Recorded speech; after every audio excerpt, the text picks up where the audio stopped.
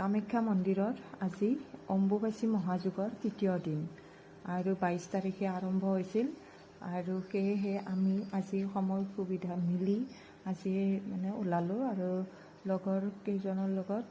লগ হৈ ওলাই গ'লোঁ কাৰণ অকলে যোৱাটো ভাল নালাগে, বহুত দূৰ ৰাস্তা হয় আৰু ৰাস্তাই ৰাস্তাই পানী বা কিবা কিবি খোৱা বস্তু বিস্কিট আদি এনেদৰে দি গৈছে যাতে মানুহবিলাকৰ সুবিধা হয়, নহ'লে পানী ওখলৈ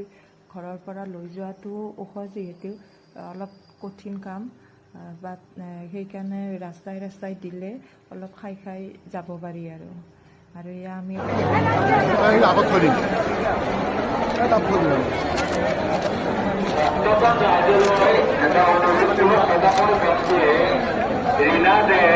এটা মোবাইল ফোন হেৰুৱাইছে। এই মোবাইল ফোনটো পালে